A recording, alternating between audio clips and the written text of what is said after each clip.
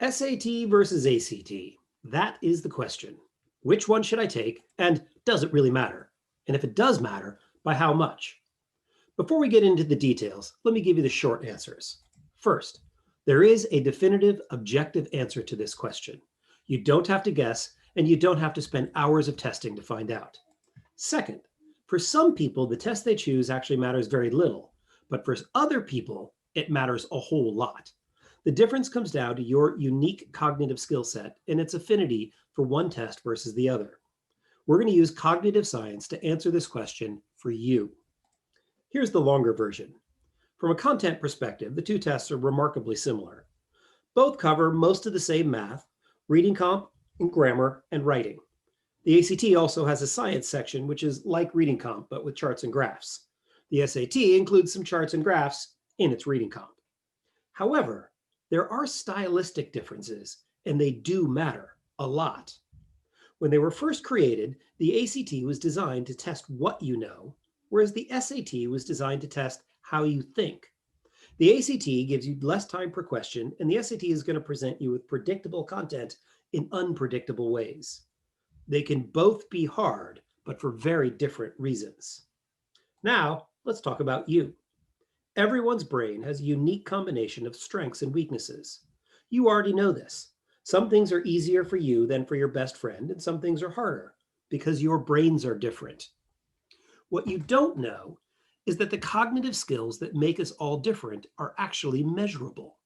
Once you know about your own skills, you can play to your strengths and develop strategies to support your weaknesses. This is going to help you with every subject in school and on the ACT or SAT. But I digress. We know exactly which skills you need to be successful on the ACT and which ones you'll need to succeed on the SAT.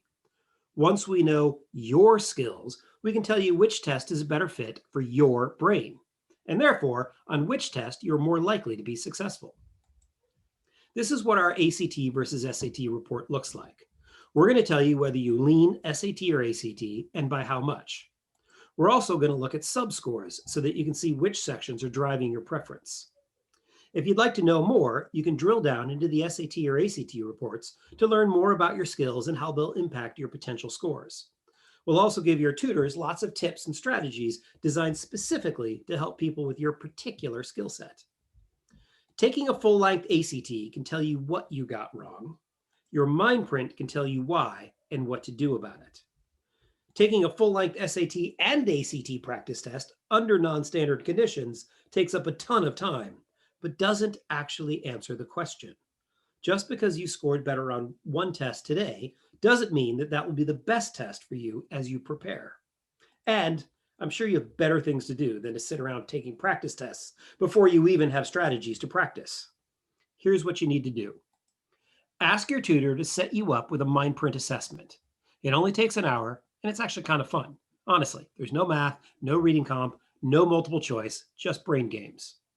When you're done, we'll generate custom SAT and ACT strategy reports designed just for you. They'll tell you which test is a better fit for your brain, and they'll give you custom strategies to help you raise your scores.